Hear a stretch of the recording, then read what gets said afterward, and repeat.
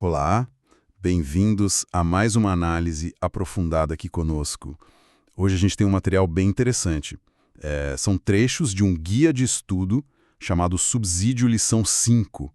Ele é datado de 2 de novembro de 2025 e o foco dele é algo bem interno, a natureza imaterial do ser humano, a alma. No mundo tão focado no material, né? No que a gente pode tocar, ver, esse texto traz uma perspectiva teológica diferente. Ele argumenta que nós somos mais do que só corpo, mais do que matéria. Então, nosso objetivo aqui hoje é desvendar o que esse material específico diz sobre a alma, o que ela é, quais seriam seus atributos, essa ideia de imortalidade e, claro, por que cuidar dela seria tão fundamental segundo essa visão. E ele já começa forte, viu? Com uma citação de Mateus 10:28, que o guia chama de texto áureo. E não temais os que matam o corpo, e não podem matar a alma. Temei antes aquele que pode fazer perecer no inferno a alma e o corpo. Uau! Já começa separando tudo, né? Corpo de um lado, alma do outro. O que será que essa distinção tão radical significa dentro da lógica desse guia? Bom, vamos investigar isso juntos. Pois é, essa citação inicial realmente dá o tom, né? Mostra a seriedade do assunto para o autor do guia. E, como você falou, nosso papo vai ser focado estritamente nos conceitos que estão neste guia, nesse subsídio lição 5. Uma coisa que me chamou a atenção logo de cara é como ele coloca a alma. Não é que a gente tem uma alma, sabe? Como se fosse um acessório. A ideia que o texto passa é que a gente é uma alma. É a nossa essência, o nosso eu mais profundo. A identidade mesmo. Isso já é uma afirmação bem forte sobre quem nós somos. Entendi.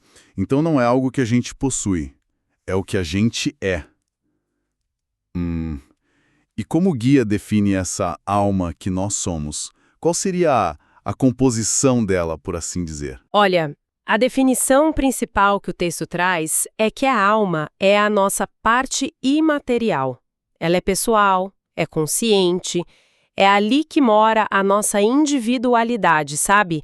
É onde residem 3 capacidades que o guia destaca como fundamentais: a vontade, a razão e o sentimento. É a parte que pensa, que sente, que decide. O que faz a gente ser quem a gente é, diferente um do outro. E essa natureza imaterial é que a coloca em contraste direto com o corpo físico, claro. E imagino que essa natureza imaterial esteja ligadíssima àquela citação de Mateus, né?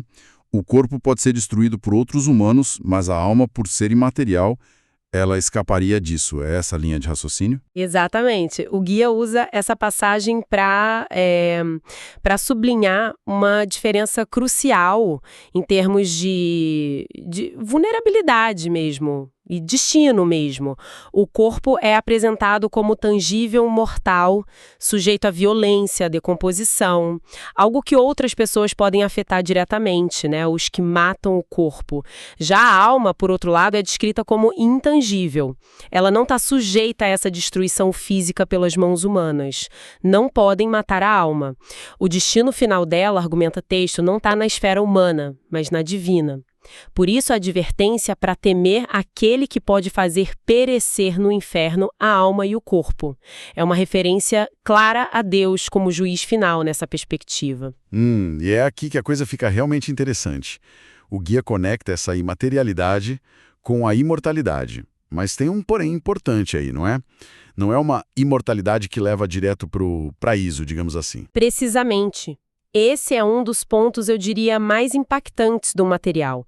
A imortalidade da alma, na visão que ele apresenta, não é um passe livre para a felicidade eterna. A ideia central é, sim, a alma continua existindo depois da morte do corpo, mas essa existência pós-morte tem um propósito bem definido: o julgamento divino. Segundo o texto, a alma vai comparecer diante de Deus para prestar contas dos atos, dos pensamentos, das intenções que teve enquanto vivia no corpo. Então, a imortalidade aqui não é um fim em si, sabe? Ela é a condição que permite que a justiça divina seja aplicada na eternidade. Isso muda tudo em relação àquela verdade prática que o guia menciona logo no começo. Cuidar da alma é uma atitude fundamental para uma vida cristã estável e uma eternidade de alegria e paz. Quer dizer, então, que o cuidado não é só para o bem-estar aqui e agora, mas tem implicações eternas diretas por causa dessa imortalidade ligada ao julgamento. É isso? O que é fascinante aqui é justamente essa conexão direta. A imortalidade, do jeito que é descrita, dá um peso enorme para as nossas escolhas e ações aqui na Terra. Cada decisão, cada ato de vontade, cada pensamento que a gente cultiva, segundo essa perspectiva, tudo isso ecoa na eternidade. O cuidado com a alma, então, vira a tarefa mais crucial da vida, porque o estado em que a alma estiver na hora da morte determinaria o destino eterno dela, seja a eternidade de alegria e paz que o texto fala, ou o contrário. A forma como se vive aqui define o lá, na visão do guia. É bem sério. Faz todo sentido dentro dessa lógica teológica específica. E o guia parece reforçar isso, dizendo que a alma é a essência da vida mesmo, que sem ela o corpo seria só matéria inerte. Tem uma seção chamada Ampliando que fala disso, né? Sim, essa seção Ampliando reforça essa ideia da alma como princípio vital. Sem a alma, o corpo é visto como uma casca vazia, sem consciência, sem personalidade. É a alma que anima a matéria. E partindo disso, o Gui argumenta que ter consciência dessa realidade, que a alma é nossa essência imortal e sujeita a julgamento, deveria levar a gente a reavaliar as prioridades. A busca pela santidade, que no contexto do guia significa viver de acordo com os preceitos bíblicos e valorizar o celestial mais do que o puramente terreno e passageiro, isso se torna um imperativo lógico, entende? E o guia até cita uma advertência bíblica específica sobre as consequências para a alma que não segue esse caminho, né? Algo sobre a alma que pecar. Isso mesmo. O texto cita Ezequiel 18.4. A alma que pecar, essa morrerá. Nesse contexto, morrer não significa deixar de existir, porque a alma é tida como imortal, lembra? Mas sim a morte espiritual, que o guia interpreta como a separação eterna de Deus. Seria consequência negativa do julgamento. Essa advertência serve para enfatizar a seriedade das escolhas e a responsabilidade individual diante do padrão divino que o texto apresenta. A imortalidade traz junto não só a continuidade, mas também essa responsabilidade eterna. Entendido. Então, a alma é nossa identidade imortal responsável. Mas o guia detalha o que compõe essa alma. Você mencionou vontade, razão e sentimento antes. Como o texto descreve cada um? Sim, o material detalha esses três que ele considera os atributos fundamentais da alma. Vamos lá. Primeiro, a emoção ou sentimento. Isso descreve nossa capacidade, que é inerente de sentir as coisas. Alegria, tristeza, raiva, amor, medo, compaixão. É a dimensão afetiva da nossa existência. Como a gente experiencia e reage ao mundo por dentro. O guia reconhece a importância das emoções, mas também sugere que a gente precisa gerenciá-las. Segundo, a razão ou intelecto. Isso se refere à nossa capacidade de pensar, de raciocinar, analisar, compreender e, crucialmente, dentro dessa perspectiva, de discernir entre o bem e o mal, a verdade e o erro. Tudo isso com base nos parâmetros que o guia assume como revelados por Deus. É a faculdade que nos permite tomar decisões informadas, digamos assim. E terceiro, a volição ou vontade. Essa é apresentada como a nossa capacidade de escolher, de tomar decisões, de exercer o livre-arbítrio. É a vontade que direciona as nossas ações com base no que a razão discerniu e no que as emoções talvez estejam sinalizando. O guia dá uma ênfase enorme na vontade, porque é por meio dela que as escolhas morais e espirituais são feitas. E esses três, emoção, razão e vontade, imagino que não funcionem isolados, né? O guia fala sobre como eles interagem. Olha, ele não entra em detalhes de neurociência nem nada disso, mas opera na premissa de que esses atributos estão interligados. Sim, eles se influenciam mutuamente. A razão pode, e na visão do guia, deve informar e guiar a vontade. Ao mesmo tempo, as emoções podem tanto impulsionar coisas boas, quanto levar a gente para escolhas ruins se não forem compreendidas e gerenciadas pela razão e pela vontade. É nessa dinâmica interna, nesse palco da alma, que a vida moral e espiritual acontece, segundo o texto. A responsabilidade da pessoa está em como ela orquestra essas três faculdades. O texto também coloca a alma como uma espécie de ponte, né? Conectando outras partes do ser humano. Como funciona isso? Uma visão que a gente chama de tripartida do ser humano: espírito, alma e corpo. A alma é vista como o elo do meio, o intermediário. Através do espírito, a alma teria a capacidade de se conectar com a dimensão espiritual, com Deus, e através do corpo, com os sentidos físicos, a alma interage com o mundo material, com outras pessoas. Ela é, portanto, essa interface crucial que permite ao ser humano viver ao mesmo tempo no plano físico e ter consciência do plano espiritual. Pelo menos é o que o guia propõe. E qual a implicação prática dessa visão da alma como elo?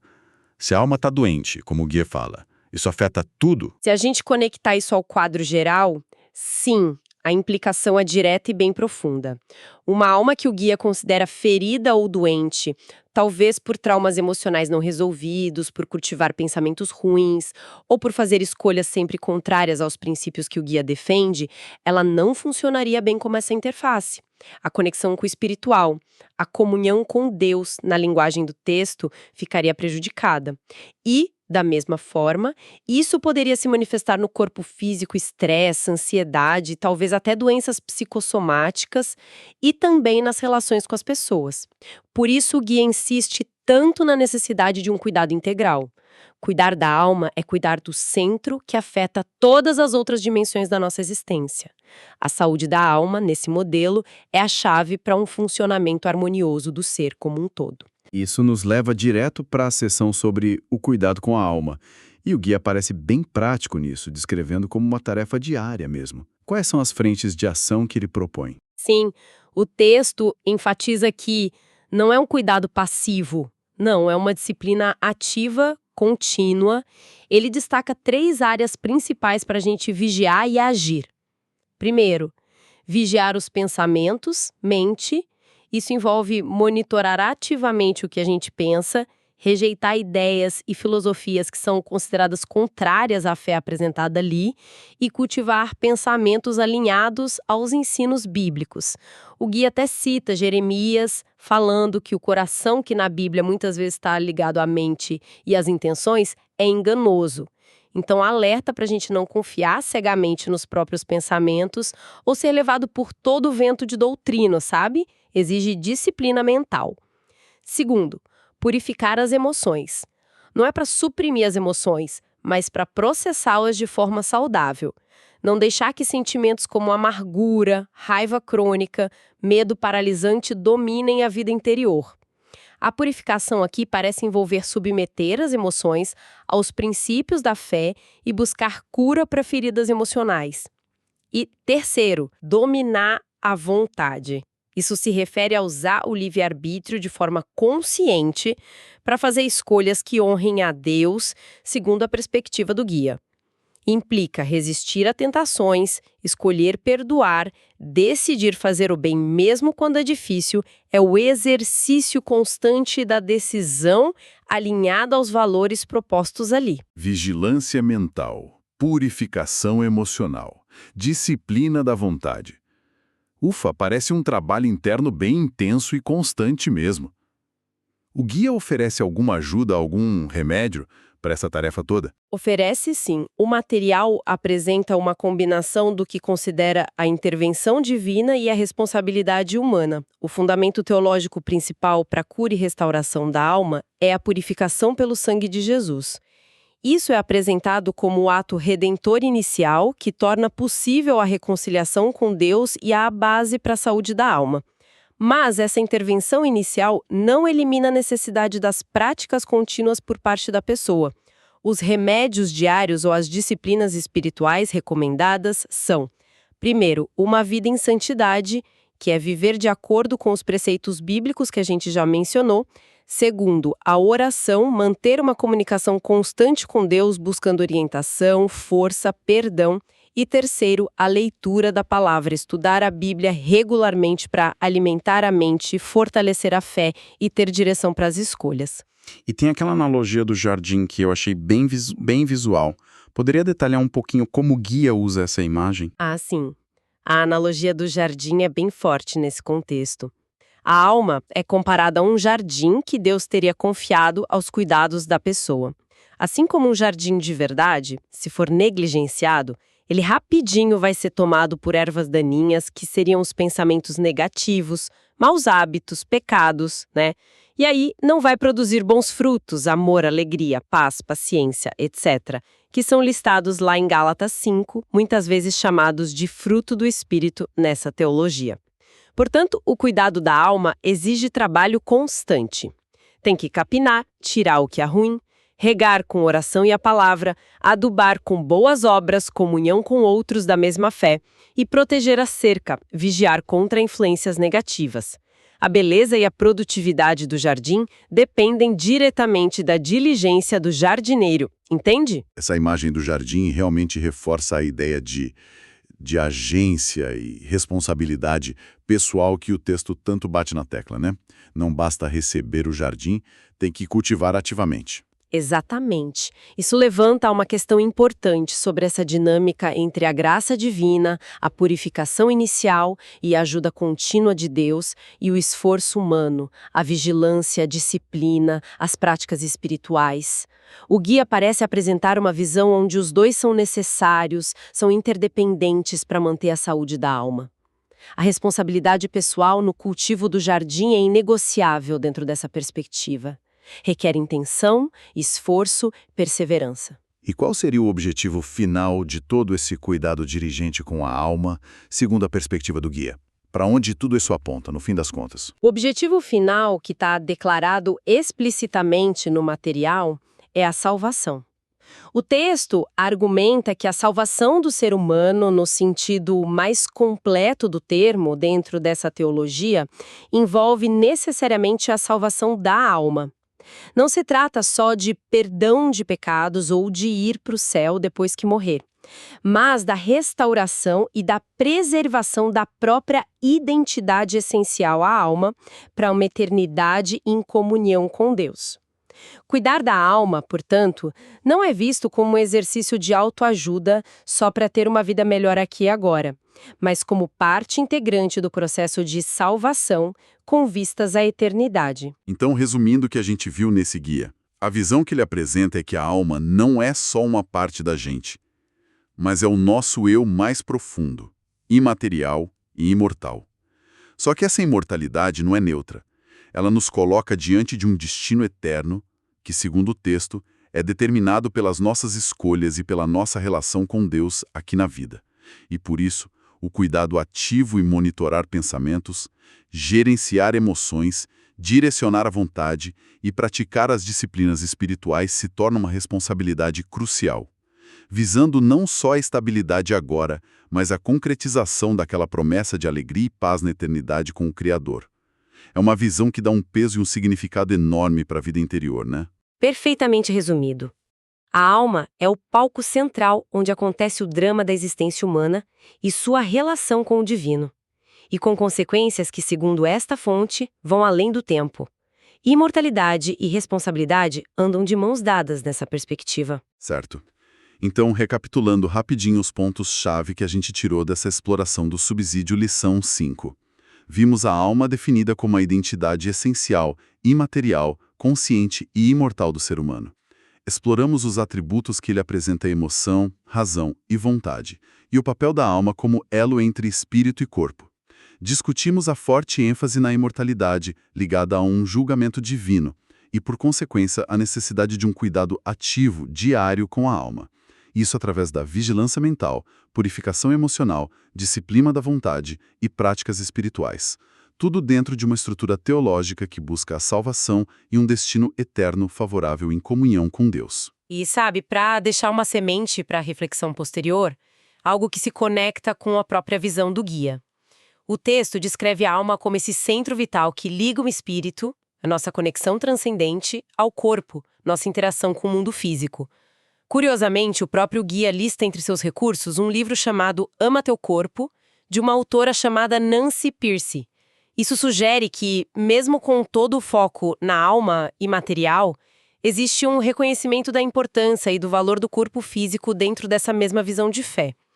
Isso nos leva a uma pergunta interessante, né?